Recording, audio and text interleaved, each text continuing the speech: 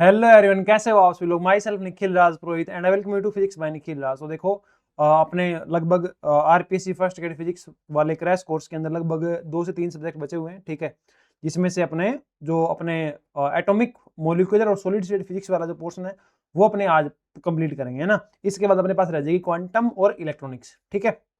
वो भी 1 से 2 दिन के अंदर अपलोड हो जाएगा, ठीक है। तो सबसे पहले बात करते हैं एटॉमिक मोलिकुलर और सॉलिड स्टेट फिजिक्स के बारे में। तो इसमें क्या है, लगभग इसका सारा कंटेंट जो है ना वो आप पहले ही पढ़ चुके हो। एटॉमिक मोलिकुलर और सॉलिड स्टेट फिजिक्स के अंदर बहुत ज्यादा कुछ नहीं है। जब मैंने एमएससी वाला पोर्शन बैच के अंदर करवाया था तब भी मैंने वहां बहुत ज्यादा कुछ नहीं करवाया, क्योंकि इसका रीजन ये है कि ऑलमोस्ट सब कुछ ही है ना पहले हो चुका है, ठीक है। जैसे कि तुम यहाँ देखोगे कि अपने पास क्या आता है, quantum state of one electron an electron in an atom, है ना।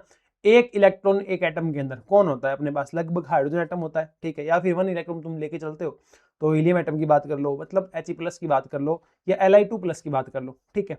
फिर भी इन सब के अंदर भी मोस्ट ऑफ केसेस के अंदर 99% केसेस के अंदर अपने हमेशा किसकी बात करते हैं, अपने बात करते हैं हाइड्रोजन की, ठीक है ना।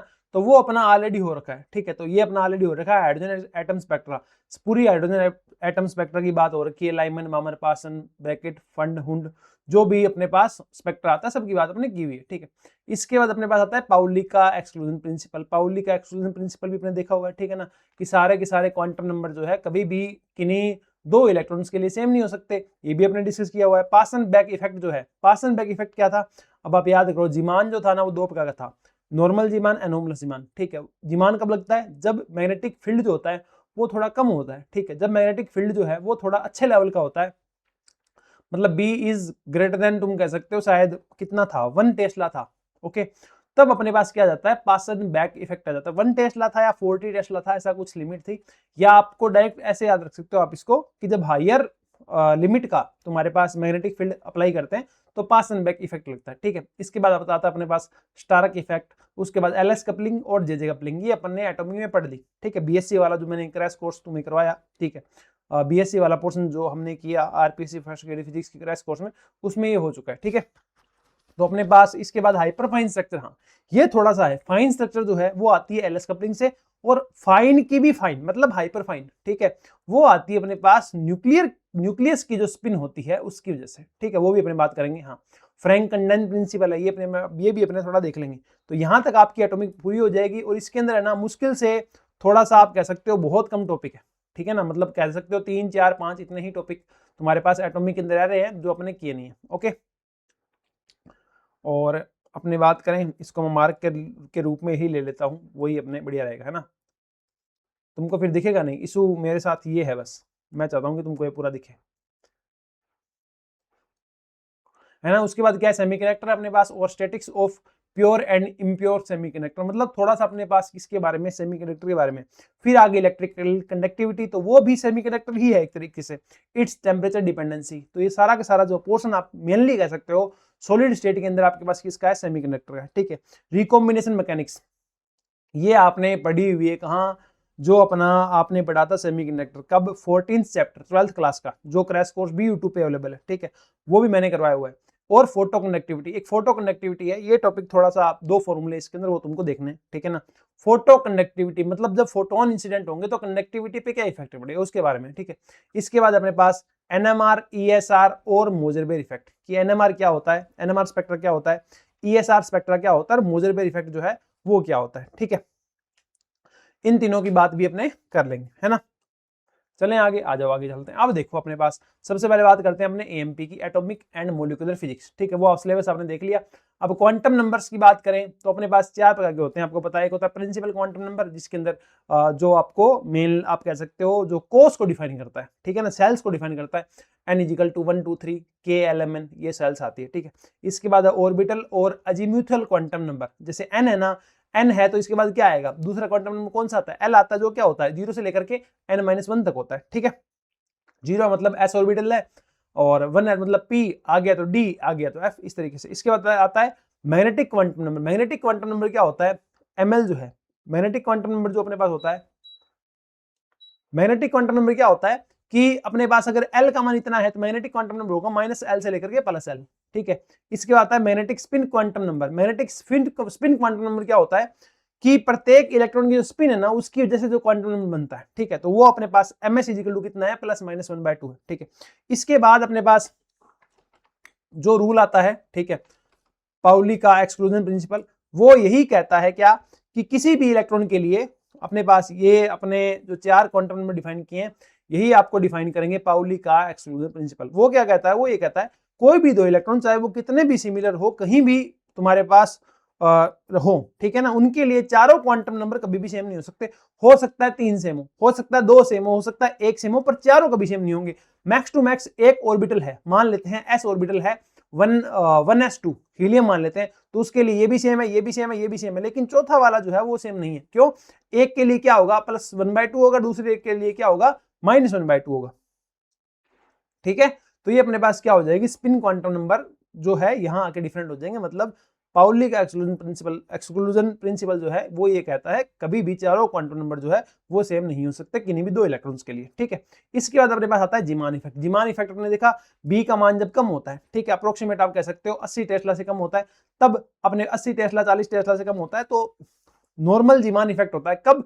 जब आपके पास क्या हो, टोटल स्पिन जो है वो क्या हो, 0, मतलब है ना, एस वेक्टर क्या हो 0, तब नॉर्मल जीवन हो जाएगा। अगर एस 0 नहीं हो तो अपने पास एनोमलस जीवन हो जाएगा। वो आपको बीएससी वाले क्रैश कोर्स के अंदर, बीएससी वाले पोर्शन के अंदर मैंने बहुत शानदार तरीके से आपको वो पढ़ा दिया, ठीक है। इसके बाद क्या आता है, बी हाई, मतलब अगर मैग्नेटिक फील्ड क्या हो, हाई हो, तो वहां जीमान इफेक्ट नहीं होगा, वहां क्या होगा, वहां होगा पासन बैक इफेक्ट, ठीक है, पासन बैक इफेक्ट होगा। पासन बैक इफेक्ट क्या कहता है कि एस का मान, जो स्पिन का मान है वो 0 नहीं होगा, ठीक है, और बी आपका क्या होगा, स्ट्रॉन्ग होगा, ठीक है। तो यहां नंबर ऑफ लाइंस जो बनेगी, नंबर ऑफ टोटल लाइंस बनेगी, जैसे आपने देखा नॉर्मल जीमान के अंदर 3 थी, एनोमलस जीमान के अंदर वो एक फॉर्मूला लिखाया था, तुमको ट्रिक लिखाई थी, उस तरीके से आ रही थी। इसी प्रकार पासन बैक के अंदर क्या होगा, नंबर ऑफ स्पेक्ट्रल लाइन कितनी आती है, 2 और 3 निकल के आती है, ठीक है। जहां तुम्हारे पास जो ओमेगा एल है, ठीक है, जो ओमेगा एल है आप कह सकते हो जो लीनियर क्या बोलते हो ऑर्बिटल एंगुलर मोमेंटम है, ठीक है, उसकी जो एंगुलर फ्रीक्वेंसी है वो आती है EB/2m, और जो स्पिन एंगुलर मोमेंटम है उसकी एंगुलर फ्रीक्वेंसी जो है रोटेट करने की वो क्या करते हैं, मैग्नेटिक फील्ड के कोरस्पोंडिंग क्या करते हैं, रोटेट करते हैं, ठीक है, परिसीजन करते हैं। मैग्नेटिक फील्ड अगर जेड डायरेक्शन में है तो उसके इर्द गिर्द, है ना, तो ओमेगा एस क्या आएगा, वो आएगा 2EB/2m, ठीक है। एनर्जी शिफ्ट कितनी आती है, एनर्जी शिफ्ट आती है अपने पास delta E = ml + 2ms mu BB, ठीक। अब याद करो यहां जो शिफ्ट थी नॉर्मल वाले में एस था नहीं, तो ml के कारण शिफ्ट थी, है ना, ml gl म्यू BB, ठीक है। एनोमलस के अंदर क्या था, J आ गया था, ठीक है, तो वहां क्या हो गया था mj gj म्यू BB, ठीक है। जबकि यहां क्या है, L और S है, और दोनों क्या है, अलग अलग है, क्योंकि मैग्नेटिक फील्ड इतना है, L अपना अलग रहता है, S अपना अलग रहता है, ठीक है। तो ये आता है GL/ml + GS/ms म्यू BB। अब GS का मान होता है 2 और GL का मान होता है 1, तो वो यहां रखोगे तो ये फॉर्मूला बन जाएगा, ठीक है। सिलेक्शन रूल यहाँ पे क्या होता है कि डेल ml का मान आप क्या कर सकते हो, 0, ±1 कर सकते हो, और डेल ms का मान क्या कर सकते हो, 0 कर सकते हो। इसके कोरस्पोंडिंग जो ट्रांजिशन होंगे वो अलाउड ट्रांजिशन होंगे, इसके अलावा जो होंगे वो फॉरबिडन होंगे, उनको अपने रिप्रेजेंट नहीं करेंगे, ठीक है। इसके बाद क्या आता है, एक क्वेश्चन ये भी आ सकता है, मैक्सिमम तुम्हारे जो लेवल्स होंगे वो कितने होंगे, मतलब एक लेवल था, ठीक है, जिसके लिए L का नंबर ये है, S का नंबर ये है, तो इसके मैक्सिमम लेवल्स कितने बन सकते हैं, ठीक है ना। मैक्सिमम लेवल कितने बन सकते हैं किसके अंदर, पासन बैक इफेक्ट के अंदर। जब तुमने हाई मैग्नेटिक फील्ड लगा दिया, उसके अंदर तुम्हारे पास स्पिन भी क्या है, नॉन जीरो है, ठीक है, उस केस के अंदर मैक्स टू मैक्स लेवल्स कितने बन सकते हैं, वो बन सकते हैं 2s + 1 × 2l + 1, ठीक है। इसके बाद अपने पास क्या आता है, ये मोस्ट इंपोर्टेंट क्वेश्चन लगा सकते हो तुम, मैक्सिमम जो लेवल्स बन सकते हैं वो कितने बन सकते हैं। यहां से क्वेश्चन आ सकता है 2s + 1 और 2l + 1। अच्छा, जीमान के अंदर नॉर्मल में कितना था, 2l + 1 था, और एनोमलस में कितना था, 2j + 1 था, ठीक है। इसके बाद अपने पास क्या आता है, स्टार्क इफेक्ट। स्टार्क इफेक्ट में देखो, स्टार्क इफेक्ट जो है वो दो तरीके का होता है, नॉर्मल एक तो होता है लीनियर स्टार्क इफेक्ट, एक होता है क्वाड्रिक स्टार्क इफेक्ट, ठीक है। अब स्टार्क इफेक्ट कब होता है, जब तुम जो तुम्हारा स्पेक्ट्रम है वो किस में लेते हो, इलेक्ट्रिक फील्ड में लेते हो। जब मैग्नेटिक फील्ड में लिया तब तो बात होगी, जीमान आ गया, जीमान में भी नॉर्मल आ गया, एनोमलस आ गया, उसके बाद पासन बैक आ गया। तो स्टार्क इफेक्ट क्या होता है, जब तुम बात करते हो किसकी, इलेक्ट्रिक फील्ड की, जब तुमने अपना जो स्पेक्ट्रम था, एटॉमिक स्पेक्ट्रम जो था वो इलेक्ट्रिक फील्ड के अंदर लिया, तो तुम्हें वहां दो तरीके का स्टार्क इफेक्ट देखने को मिल सकता है, एक होता है लीनियर वाला, एक होता है क्वाड्रिक वाला। अब इनके नाम क्यों पड़े, इनके नाम इसलिए पड़े हैं कि जो एनर्जी शिफ्ट होगी ना, अगर वो लीनियर तरीके से वेरी करती है, एनर्जी शिफ्ट जो है वो इलेक्ट्रिक फील्ड के लीनियर डिपेंडेंसी से वेरी करती है, मतलब डेल्टा ई प्रोपोर्शनल टू ई, ठीक है, तो ये लीनियर वाला है। अगर एक क्वाड्रिक तरीके से वेरी करती है, मतलब delta E proportional to E square, ठीक है, तो ये होता है क्वाड्रिक स्टार्क इफेक्ट, ठीक है। अब लीनियर स्टार्क इफेक्ट देखो क्या होता है, वीक इलेक्ट्रिक फील्ड आपने लगाया है और एनर्जी शिफ्ट जो है वो इलेक्ट्रिक फील्ड के प्रोपोर्शनल है, ठीक है, और no linear Stark effect in ground state of H atom, H atom के ग्राउंड स्टेट के अंदर कोई भी आपको लीनियर स्टार्क इफेक्ट जो है वो देखने को नहीं मिलता। ओके, क्वाड्रिक वाला कब होगा, जब आप स्ट्रॉन्ग इलेक्ट्रिक फील्ड लगाओगे तब आपका क्वाड्रिक वाला आपको दिखेगा। और बस, और क्या, बस इसमें इतना ही है। No linear Stark effect in ground state of H atom, H atom की ग्राउंड स्टेट में कोई भी तुम्हारा लीनियर स्टार्क इफेक्ट नहीं होता, जबकि क्वाड्रिक वाला होता है एच एटम की ग्राउंड स्टेट के अंदर, ठीक है ना। ये तुम पढ़ते हो ना जब टाइम डिपेंडेंट परटर्बेशन थ्योरी, तो वहां थोड़ी कुछ टर्म्स जो है इसकी आती है, वो मुझे लगता नहीं आपको पूछेगा, ठीक है। इसके बाद आता है अपने पास हाइपरफाइन स्ट्रक्चर। हाइपरफाइन स्ट्रक्चर देखो क्या होती है, जब अपने पास एल और एस मिले तो जे बना, ठीक है ना, स्पिन एंगुलर मोमेंटम और ऑर्बिटल एंगुलर मोमेंटम जो है वो मिले तो अपने पास क्या बना, जे बना। इससे अपने पास क्या आई, फाइन स्ट्रक्चर आई। तो इसी प्रकार जब अपनी न्यूक्लियर स्पिन मिलेगी, न्यूक्लियर एंगुलर मोमेंटम आई जो है वो इंटरेक्शन करेगा एटम के टोटल एंगुलर मोमेंटम जे के साथ, ठीक है, तो अपने एक नया क्वांटम नंबर डिफाइन करते हैं, नया एंगुलर मोमेंटम डिफाइन करते हैं, एफ वेक्टर, ठीक है।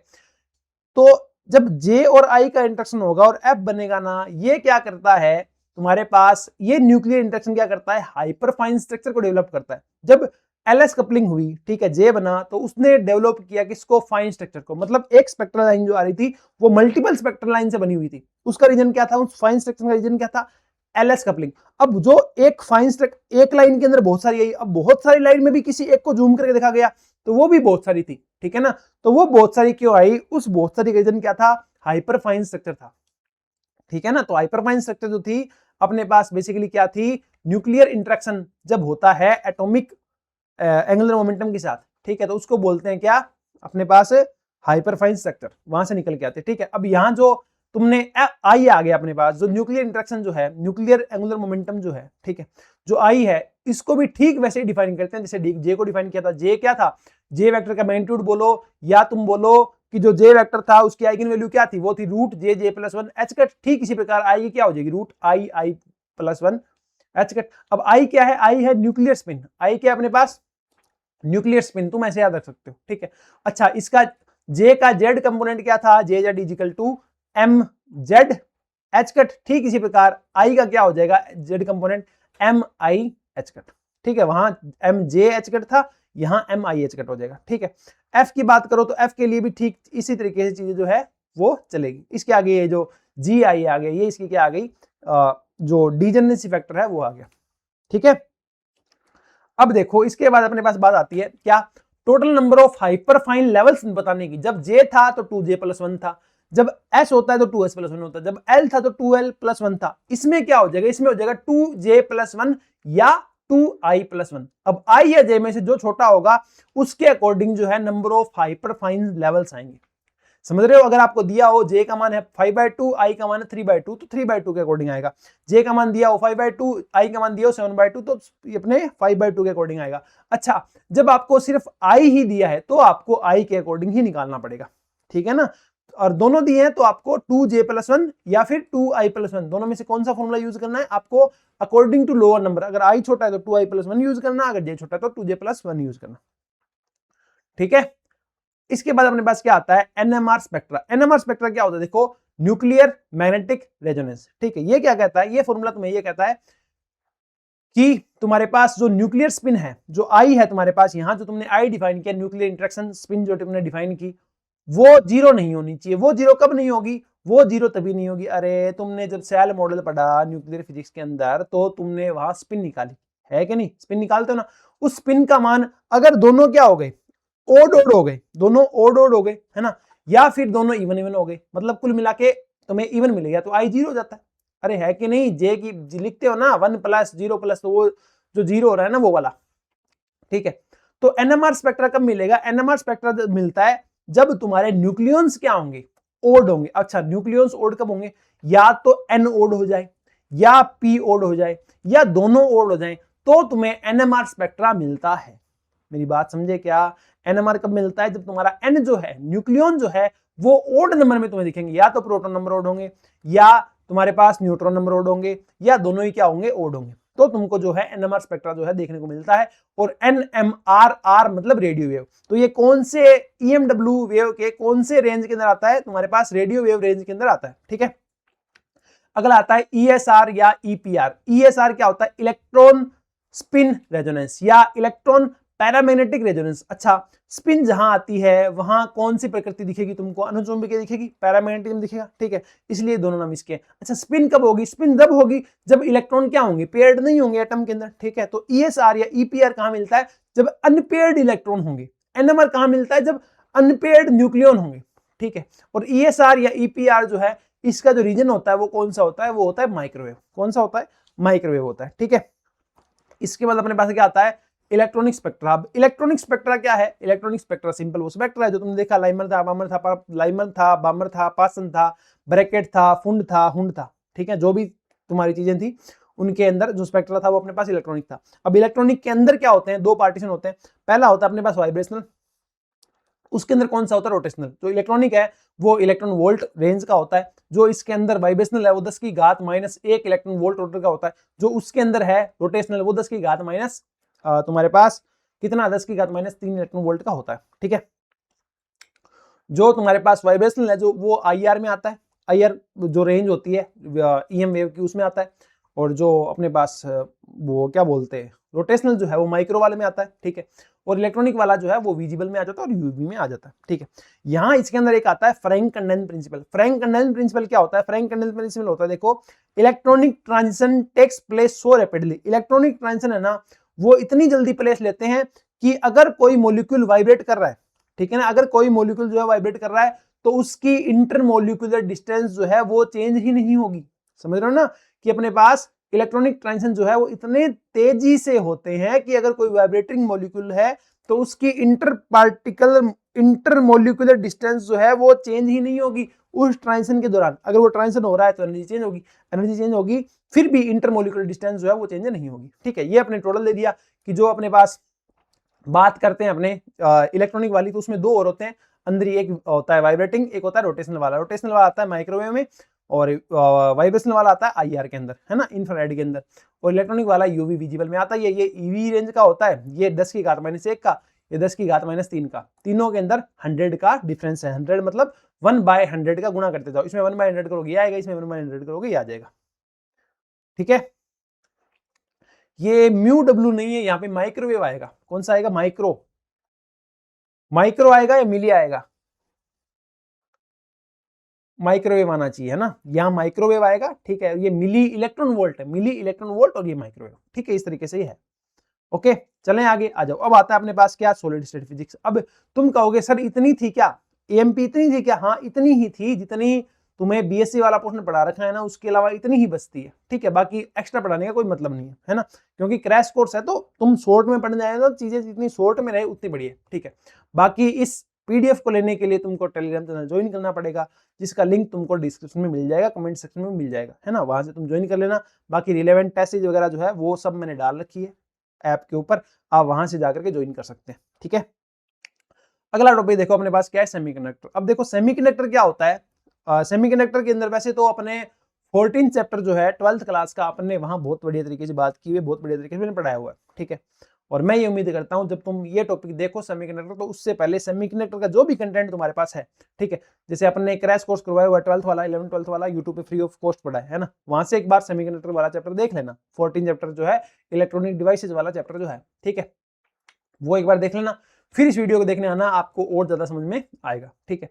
तो अपने बात करते हैं सेमीकंडक्टर के बारे में, थोड़ी सी बेसिक बात कर लेते हैं, इसके बाद इसमें फर्मी लेवल्स कहाँ होंगे उसकी थोड़ी सी बात होगी।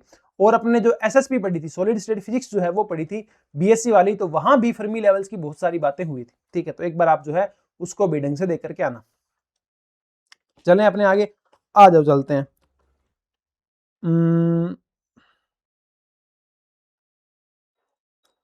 सॉलिड वाला है ना, मेरे को याद दिखा नहीं हुआ, वरना मैं आपको ये भी बताता कि बीएससी के अंदर अपने जो है वो कौन सी चीजें जो है वो हो चुकी है, ठीक है।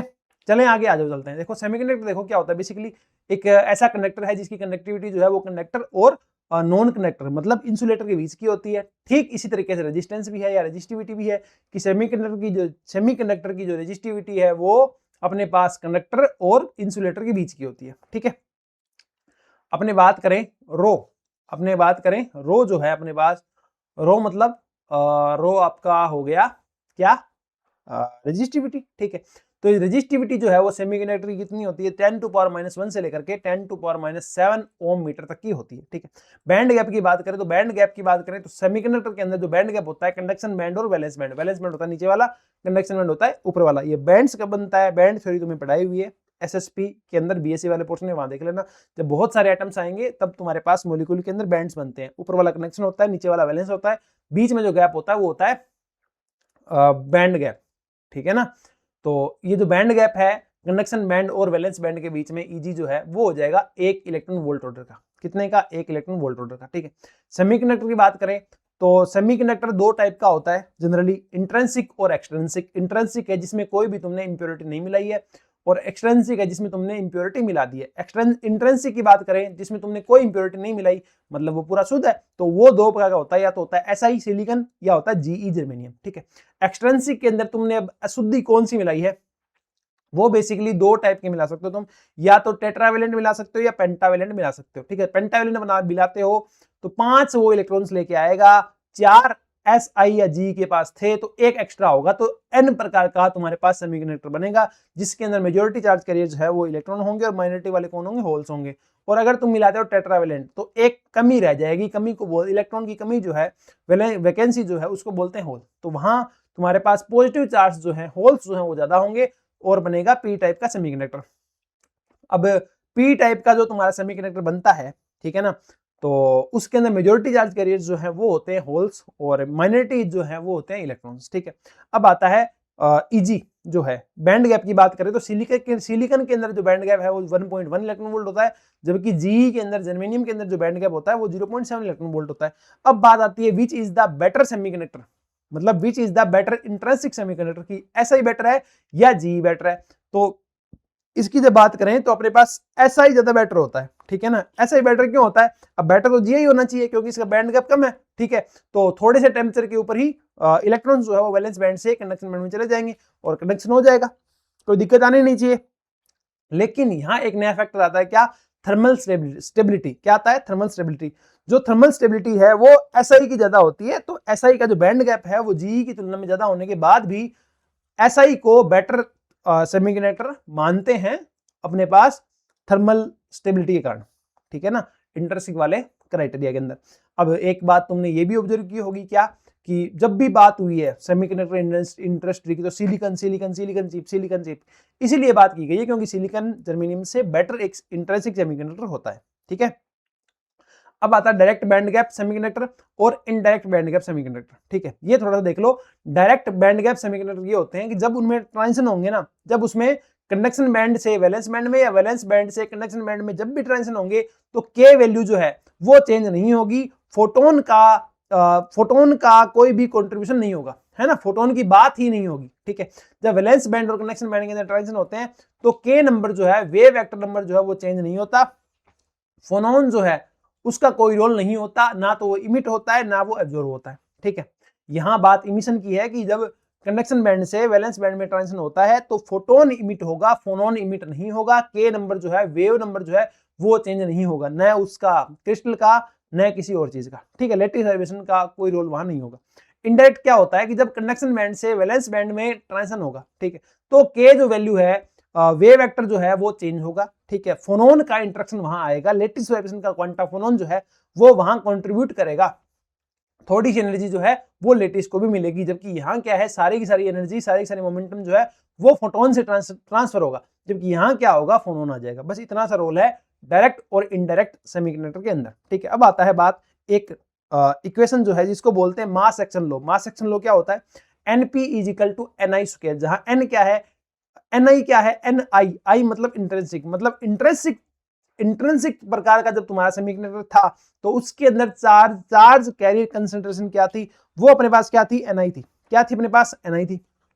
अच्छा, N क्या है, कंसंट्रेशन, N मतलब नेगेटिव, मतलब इलेक्ट्रॉन की, इलेक्ट्रॉनों की जो चार्ज कैरियर कंसंट्रेशन है वो पर वॉल्यूम के अंदर वो स्मॉल n है, ठीक है। और P क्या है, होल की चार्ज कैरियर कंसंट्रेशन है। समझ रहे हो ना कि P क्या है अपने पास, होल पर यूनिट वॉल्यूम कितने हैं, एन क्या है इलेक्ट्रॉन्स पर यूनिट वॉल्यूम कितने हैं, और एनआई क्या है इंट्रिंसिक चार्ज जो थे वो कितने थे पर यूनिट वॉल्यूम के अंदर।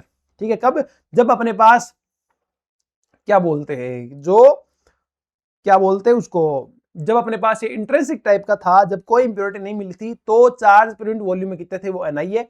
इलेक्ट्रॉन्स कितने हैं डोपिंग करने के बाद पर यूनिट वॉल्यूम में वो एन है। पी होल्स कितने हैं डोपिंग करने के बाद पर यूनिट वॉल्यूम के अंदर, वो कितने हैं पी है। ठीक है, तो ये फॉर्मूला जो आपकी काफी काम का होता है, इसमें 12th क्लास से लेकर के तुम्हारे पीएचडी तक बोलो या कहीं भी क्वेश्चन आ सकता है। ठीक है, अब यहाँ एक बात और आती है, क्या, फर्मी लेवल। देखो फर्मी एनर्जी लेवल क्या होता है, बेसिकली तुम्हें बहुत बढ़िया तरीके से बताया था मैंने एसएसपी के अंदर और बीएससी वाले पोर्शन के अंदर, और अनुराधा मैम ने भी आपको जब थर्मोस्टेट पढ़ाई थी बीएससी वाले तो वहां भी बताया होगा। ठीक है, फर्मी लेवल क्या होता है कि T इज इक्वल टू 0, जब एब्सोल्यूट 0 टेम्परेचर तुमने कर दिया है तो हाईएस्ट ऑक्यूपाइड लेवल जो होता है इलेक्ट्रॉनों के द्वारा वो क्या कहलाता है, फर्मी एनर्जी लेवल कहलाता है। ठीक है, अब इंट्रिंसिक सेमीकंडक्टर के अंदर जो फर्मी लेवल होता है ना, वो कहां होता है, बिल्कुल बीच में होता है। मान लो ये तुम्हारा कंडक्शन बैंड है, ठीक है, और ये तुम्हारा क्या है, वैलेंस बैंड है, तो इनके बिल्कुल बीचों बीच क्या होगा, तुम्हारे पास फर्मी एनर्जी लेवल होगा। ठीक है ना, EF is equal to EC plus का EV/2 है ना। कंडक्शन बैंड और वैलेंस बैंड दोनों के बिल्कुल बीच में तुम्हारे पास क्या होगा, फर्मी एनर्जी लेवल होगा। ठीक है, अच्छा अब इंट्रिंसिक में तो बीच में हो गया, अब जब एक्सट्रिंसिक आएगा ना तो ये बीच में नहीं होगा, तो ये कहीं ना कहीं क्या होगा, ऊपर नीचे होगा। ठीक है, आपकी बात मान ली कि ऊपर नीचे होगा, लेकिन अगर ये एक्सट्रिंसिक है तो भी अगर तुम क्या करते हो, टेम्परेचर बढ़ाते हो, क्या करते हो, टेम्परेचर बढ़ाते हो, ठीक है, तो फर्मी लेवल धीरे धीरे तुम्हारा कहां आ जाएगा, बीच में आ जाएगा। बीच में मतलब सी और वी के बीच में आ जाएगा, कंडक्शन बैंड और वैलेंस बैंड के बीच में आ जाएगा। या तुम कह सकते हो जब तुम टेम्परेचर बढ़ा रहे हो तो इलेक्ट्रॉन क्या हो रहे हैं, इलेक्ट्रॉन क्या हो रहे हैं, इमिट हो रहे हैं। इलेक्ट्रॉन इतने बढ़ रहे हैं कि वो धीरे धीरे किस जैसा हो जाएगा, इंट्रिंसिक जैसा हो जाएगा। और इंट्रिंसिक के अंदर जो फर्मी लेवल है वो बिल्कुल बीच में ही होता है कंडक्शन बैंड और वैलेंस बैंड के। तो तुम्हारे पास चाहे एन टाइप का सेमीकंडक्टर है चाहे पी टाइप का सेमीकंडक्टर है, दोनों के लिए अगर तुम ताप बढ़ाते हो तो तुम्हारा जो फर्मी लेवल है वो कहां चला जाएगा, मिड की तरफ चला जाएगा, बीच की तरफ चला जाएगा। ठीक है, ठीक है, मान लेते हैं मिड की तरफ चला जाएगा। तो इससे पहले ये तो बताओ कि ताप बढ़ाने से पहले कहां था, एन टाइप में और पी टाइप में। अब देखो एन के अंदर कौन आएगा, एन में आएगा पेंटावेलेंट। पेंटावेलेंट मतलब एक इलेक्ट्रॉन एक्स्ट्रा है, तो इसको क्या करना है, डोनेट करना है। तो डोनेट देगा किसको, इलेक्ट्रॉन कौन लेता है, कंडक्शन बैंड, तो कंडक्शन बैंड के पास अपना डोनर लेवल बनता है। ठीक है, जबकि पी टाइप में क्या होगा, 3 वाला आएगा। 3 वाला आएगा तो बेचारे के पास खुद के पास कमी है, तो ये तो एक्सेप्टर है। कौन है, एक्सेप्टर है। तो एक्सेप्टर लेवल कहां बनता है, वैलेंस बैंड के पास। इलेक्ट्रॉन देने का काम वैलेंस बैंड करता है, लेने का काम कंडक्शन बैंड करता है। तो इसको देने हैं ईडी, तो ये आएगा सीबी के पास। ठीक है, यहां ई को लेने हैं, एक्सेप्ट करने हैं, तो ये वीबी के पास जाएगा। अच्छा, अब ईडी और सीबी आ गया, पहले क्या थे, सी और बी थे सिंपल इंट्रिंसिक के अंदर, तो इन दोनों के बीच में क्या था, फर्मी लेवल था। अब क्या है, कंडक्शन बैंड और डोनर, कंडक्शन बैंड और डोनर वाला, इनके बीच में क्या आ जाएगा, फर्मी लेवल आ जाएगा अपना, है ना। कंडक्शन बैंड और ईडी के बीच में क्या आ जाएगा, फर्मी लेवल आ जाएगा। कंडक्शन बैंड और डोनर जो लेवल है उनके बीच में क्या आ जाएगा, फर्मी लेवल आ जाएगा। यहां क्या हुआ, एक्सेप्टर और वैलेंस बैंड वाला जो है दोनों के बीच में क्या आ जाएगा, ईएफ आ जाएगा। समझ रहे हो ना, यहां क्या होता है, डोनर और कंडक्शन बैंड के बीच में ईएफ आता है, यहां एक्सेप्टर और वैलेंस बैंड के बीच में ईएफ आता है। और जब तुम टेम्परेचर बढ़ाते हो तो ये कहां चला जाता है, दोनों के बीच में चला जाता है, कंडक्शन बैंड और वैलेंस बैंड के बीच में। ठीक है, ये तुमको थोड़ी सी बात जो है वो ध्यान रखनी है। अब ये कुछ फॉर्मूले हैं जो आपके लिए थोड़े से क्या है, इंपॉर्टेंट है, और यही लास्ट कुछ फॉर्मूले करने के साथ ही तुम्हारी जो है सीएमपी पूरी हो जाएगी। सबसे छोटे सब्जेक्ट जो है ये है, 15-15 मिनट के ये सब्जेक्ट थे, इसलिए मैंने इनको कंबाइन कर दिया, है ना। अब देखो तुम्हारे पास जो इंट्रिंसिक तुम्हारे पास था, जो इंट्रिंसिक चार्ज कैरियर कंसंट्रेशन थी, है ना, जब भी तुम्हारे पास इंट्रिंसिक प्रकार का सेमीकंडक्टर था तो उसके अंदर पर यूनिट वॉल्यूम के अंदर कितने चार्जेस थे, कितने चार्जेस थे। ठीक है, उसका देख लो, वो किसका फॉर्मूला क्या है, Ni या Pi जो भी तुम बोलोगे, कितना था वो था Nc Nv की power 1/2 e to power minus Eg divide by 2 kT। ठीक है, अब Nc तुम्हारे पास क्या है, Nc है तुम्हारे पास कंडक्शन बैंड के अंदर free charge carriers per unit volume. ठीक है, V क्या है, वैलेंस बैंड के अंदर free charges per unit volume. ठीक है, इसकी power 1/2 e to power minus का Eg। Eg क्या है तुम्हारे पास, Eg है जो वर्जित ऊर्जा अंतराल जो है, ठीक है, फॉरबिडन एनर्जी गैप जो है वो है। K क्या है, बोल्ट्जमैन कांस्टेंट, T क्या है, टेम्परेचर है। ठीक है, और Ni क्या है या Pi बोल दो क्या है, intrinsic charge, intrinsic carrier concentration है। अब Nc और Nv का मान है ना वो कितना होता है, वो होता है 2 pi me star kBT by h square की power 3/2। Nv is equal to 2 × 2 pi ms star kBt/h², है ना, की पावर 3/2। तो इसमें देखो क्या कि एम स्टार और एम एच स्टार क्या है, ये है अपने पास इनके इफेक्टिव मास। इफेक्टिव मास कॉन्सेप्ट क्या था, वो अपने पास तुमने एसएसपी बीएससी वाले में पढ़ा था, ठीक है। इफेक्टिव मास होता है कि जब तुम्हारे पास अट्रैक्टिव पोटेंशियल होता है, जब ये क्रिस्टल के अंदर मूव करते हैं तो वहां ये नॉर्मली इलेक्ट्रॉन और नॉर्मली होल की तरह बिहेव नहीं करते, इनका बिहेवियर चेंज हो जाता है। अरे है कि नहीं, एक तो तुम यहाँ चल रहे हो, एक तुम पानी में चल रहे हो, तुम्हारा मास एक तरीके से चेंज हुआ नहीं फील होगा तुम्हें, तो वही बात है यहाँ, है ना।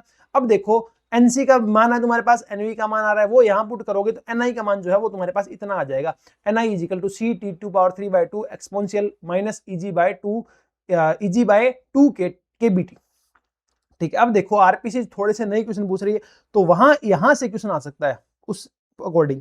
कैसे आएगा देखो, यहां से आता है, अगर तुम ln लो तो ये आएगा ln ni, यहां क्या बनेगा ln c 3/2, आगे ln t और एक्सपोनेंशियल चला जाएगा माइनस का EG/2 kT। ठीक है, 2 के यहां रखा, 1/t यहां रख दिया। ठीक है, अब होता क्या है, पूछा ये जाता है कि अगर तुमको ग्राफ दे दिया जाए ln ni और 1/t में ग्राफ दे दिया जाए, ठीक है, वो ग्राफ कुछ इस तरीके का आएगा, है ना। अगर तुम कैसे न कैसे इन दोनों को कांस्टेंट टर्म मान लो, ठीक है, तो आपको ln ni और 1/t में जो ग्राफ है वो कुछ इस तरीके का आएगा। तो यहां से आप जो है बैंड गैप कैसे फाइंड आउट करोगे, ठीक है। तो आप अगर इस इक्वेशन को देखो तो आप 1/t और अगर ln ni में ग्राफ खींचते हो तो y बराबर mx प्लस c, ये c हो गया, m ये बच गया m, तो स्लोप है वो क्या आती है माइनस का EG/2 क्या आती है, कितना, कौन सी है, ये वाली स्लोप जो है, ठीक है, इसकी जो स्लोप आएगी। अब इस स्लोप को m को आप गुणा कर दो 2k से और माइनस लगा दो, तो आपको जो बैंड गैप है वो मिल जाएगा। माइनस क्यों लगाना है, क्योंकि आपकी जो स्लोप आएगी वो नेगेटिव आएगी, या जो tan थीटा बन रहा है वो 90 प्लस बन रहा है, जब tan 90 प्लस बनेगा तो जो स्लोप आपकी वो नेगेटिव में आती है। ठीक है, तो यहां से अगर ln ni और 1/t का ग्राफ जो हो उसमें से अगर आप स्लोप आपको पता चल जाए तो वहां से आप बैंड गैप निकाल सकते हैं। ठीक है, यहां से क्वेश्चन बढ़िया बनता है। अब एक आता है अपने पास कंडक्टिविटी। कंडक्टिविटी क्या होती है, कंडक्टिविटी होती है अपने पास, हाँ ये फॉर्मूला देख लेना भाई, ये रह गया ना, हाँ ये सब आ गया। ठीक है, कंडक्टिविटी क्या होती है, कंडक्टिविटी होती है Ne म्यू, है ना। पर जब दोनों होल का भी कंट्रीब्यूशन मान रहे हैं और इलेक्ट्रॉन का भी कंट्रीब्यूशन मान रहे हैं, ये N मतलब इलेक्ट्रॉन हो गया, P मतलब होल हो गया, दोनों का कंट्रीब्यूशन मान रहे हैं तो ये ऐसे आएगा। अगर होल का कंट्रीब्यूशन मान रहे हो तो इसको काट दो, होल का मान रहे हो तो इसको काट दो, इलेक्ट्रॉन का मान रहे हो तो इसको काट दो। ठीक है, ये H जैसा दिख रहा है पर ये N है। ठीक है, अगर दोनों का कंट्रीब्यूशन मानते हो, रियलिटी में दोनों का ही होता है, तो क्या आएगा, sigma is equal to NIE mu H plus का म्यू P। अब E mu H mu P पढ़ा है यहाँ पे। ठीक है, Ni जो है उसका मान आपने पीछे वाले पेज से रख दिया, यहां से ये वाला जो मान है आपने यहाँ पे रख दिया। ठीक है, अच्छा ये फॉर्मूला, एक तो ये वाला थोड़ा सा फॉर्मूला तुमको पूछ सकते हैं, याद रख सकते हो, कह सकते हैं। यहाँ एक ही चीज ज्यादा इंपॉर्टेंट है, क्या तुम देख सकते हो Ni हो चाहे तुम्हारे पास सिग्मा हो, सबकी जो डिपेंडेंसी है वो है T⁻3/2 डिपेंडेंसी पहली, और दूसरी कौन सी है E⁻−EG/2 kT। ये दो डिपेंडेंसी तुमसे पूछ सकते हैं। ठीक है, अब आता है कि तुमने ये तो बता दिया कि फर्मी लेवल जो है तुम्हारे पास वो कंडक्शन बैंड से थोड़ा सा नीचे होगा एन टाइप में, और पी टाइप में थोड़ा सा ऊपर होगा वैलेंस बैंड से, पर कितना, एग्जैक्टली कितना, तो एग्जैक्ट पोजीशन ये होती है फर्मी लेवल की। क्या होती है फर्मी लेवल की एग्जैक्ट कंडीशन होती है EV + EC/2 + 3/4 kBt ln mh star by mn star. ठीक है, H मतलब होल है और N मतलब इलेक्ट्रॉन है। ठीक है, या फिर दूसरी फॉर्म इसकी देखनी चाहो तो ये NV और NC में भी आ जाएगा, कोई बड़ी बात इसमें नहीं। ठीक है ना, ये दूसरी फॉर्म आ गई इसी की। अरे इनमें रिलेशन है, तुम देखो तो ये रिलेशन देखो यहाँ रहा है ना, NC ME MH NV, ये सारे रिलेशन है। तो यहां से आप थोड़े से देखोगे तो ये तुम्हारे पास इनमें रिलेशन आ जाएंगे। ठीक है, अब P और N प्रकार का जो सेमीकंडक्टर है उसके लिए Ne म्यू क्या आएगा, अब P प्रकार का है तो होल ज्यादा होंगे तो सिर्फ होल वाली कंडीशन आएगी, N प्रकार का होगा तो इलेक्ट्रॉन ज्यादा होंगे तो सिर्फ E वाली बात आएगी। ठीक है, अच्छा P की जगह इन्होंने क्या रख दिया, Na रख दिया। अब P कब आता है, होल कब बनता है, जब इलेक्ट्रॉन की कमी होती है। कमी कब होती है, जब एक्सेप्टर, तो एक्सेप्टर आयन जितने होंगे, एक्सेप्टर आयंस जितने होंगे उनकी कंसंट्रेशन जितनी होगी उतना ही P होगा, तो इसकी जगह आप Na लिख सकते हो। N कब होगा, इलेक्ट्रॉन्स कब होगी, जब डोनेट होंगे, तो ये ND आप लिख सकते हो यहाँ पे, ये बात थोड़ी सी आप लिख सकते हो। ठीक है, अब आती है पोजीशन ऑफ EF। EF जो है एन टाइप के अंदर, एन टाइप कब बनता है, जब पेंटावेलेंट आता है। पेंटावेलेंट क्या करते हैं, डोनेट करते हैं तो वो आएगा कंडक्शन बैंड के पास, तो कंडक्शन बैंड से थोड़ा सा क्या होगा, नीचे होगा कौन, फर्मी लेवल। इसी प्रकार पी टाइप में क्या होगा, फर्मी लेवल वैलेंस बैंड से थोड़ा सा ऊपर होगा। अब नीचे कितना, नीचे KTln ठीक है। और पी टाइप में फर्मी लेवल जो है वैलेंस बैंड से ऊपर कितना, KTln ए मतलब एक्सेप्टर, पी मतलब होल, डी मतलब डोनर, एन मतलब इलेक्ट्रॉन। ठीक है, उसके बाद अपने पास आता है ये उनकी परमानेंट वॉल्यूम जो है वो कंसंट्रेशन तुम्हें दी हुई मिलेगी। ठीक है, बाकी ये फॉर्मूले जो है ये भी डायरेक्ट पूछ सकते हैं, मेनली तो पोजीशन पूछ सकते हैं। और सबसे बड़ा बात, जब टी बढ़ेगा तो तुम्हारे पास जो लेवल्स होंगे, जो फर्मी लेवल होगा वो मिड की तरफ शिफ्ट होगा। इसके बाद आता है फोटो कनेक्टिविटी। फोटो कनेक्टिविटी क्या होता है, जब फोटोन इंसिडेंट किए जाते हैं तो जो कनेक्टिविटी है वो बढ़ जाती है। बस इतनी सी बात है। यहां एक फॉर्मूला आता है अपने पास, क्या, रीपोजिटिविटी। ठीक है, क्या नाम था इसका, रिपोजिविटी है ना, रिपोजिविटी देखो क्या होता है कि ऑप्टिकल इंसिडेंट पावर कितनी थी। ठीक है, नीचे वो आएगा, ऊपर क्या आएगा, ऑप्टिकल करंट कितनी थी, मतलब ऑप्टिकल इंसिडेंट पावर, तुमने कितनी पावर इंसिडेंट की। ठीक है, ऑप्टिकली लाइट्स कितने इंसिडेंट किए, फोटोन कितने इंसिडेंट किए, और उसके कोरस्पॉन्डिंग तुमको करंट कितनी मिली। ठीक है, इससे तुम्हारे पास क्या होती है, रिपोजिटिविटी निकल के आती है। ठीक है, और यहां एक अपने पास एक और आता है QE, इसका कुछ नाम तो था, क्वांटम एफिशिएंसी। ठीक है, ये कितनी निकल के आती है, ये सिंपल निकल के आती है, इंसिडेंट पावर कितनी थी और उससे आउटपुट पावर तुमने कितनी मिली, मतलब इंसिडेंट पावर तुमने कितनी की फोटोन के रूप में, आउटपुट तुम्हें कितनी ज्यादा मिल गई करंट के अंदर, कितना करंट तुम्हारा बढ़ गया, प्रोडक्टिविटी कितनी बढ़ गई तुम्हारी। इन दोनों का जो रेशियो है वो तुम्हारे पास क्या कहलाता है, वो कहलाता है क्वांटम एफिशिएंसी।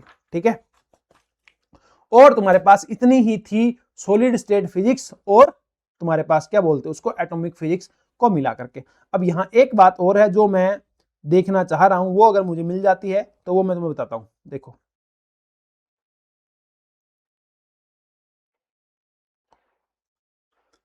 मोजर बेयर इफेक्ट।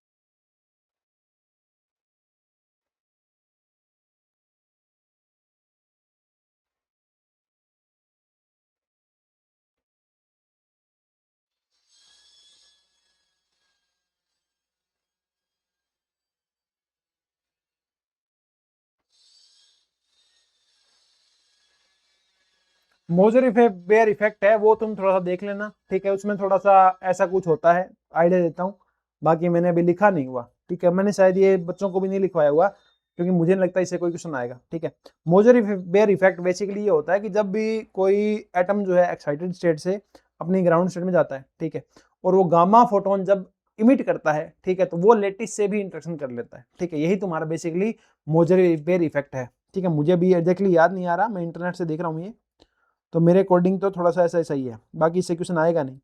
बाकी मैं ट्राई करूंगा आपको जो नेक्स्ट लेक्चर इलेक्ट्रॉनिक्स वाला, नहीं पहले क्वांटम करवाऊंगा, है ना, एमएससी क्वांटम बाकी रही है और इलेक्ट्रॉनिक्स बाकी रही है, तो क्वांटम वाला जब करवाऊंगा ना, तो उससे पहले आपको एक बार मैं मोजर बेयर इफेक्ट जो है पहला शुरू होते ही वो बता दूंगा, तो अगले लेक्चर में आपका वो है वो कंप्लीट हो जाएगा।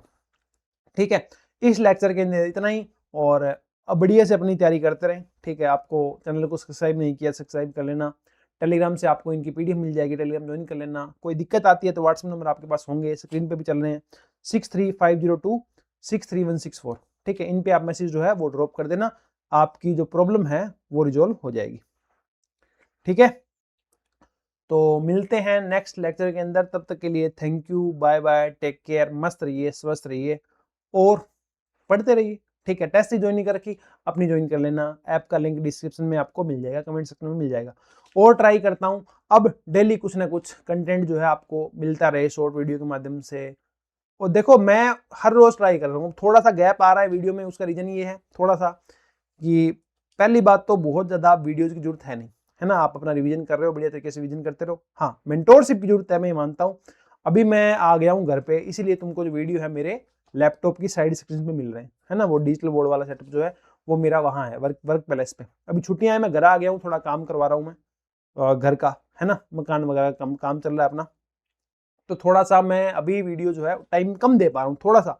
अभी ट्राई करूंगा मैं जो तुम्हारे 2 वीडियो बच गए वो एक कल और एक परसों में कंप्लीट हो जाए, और तुमको प्रॉपर गाइडेंस वाले जो वीडियो है वो फटाफट मिलने स्टार्ट हो जाए, है ना। एक बार क्रैश कोर्स वाला बटन में खत्म करता हूँ कल और परसों में, उसके बाद हर रोज तुमको 10-15 मिनट की वीडियो जो है बढ़िया तरीके की मिलती रहेगी।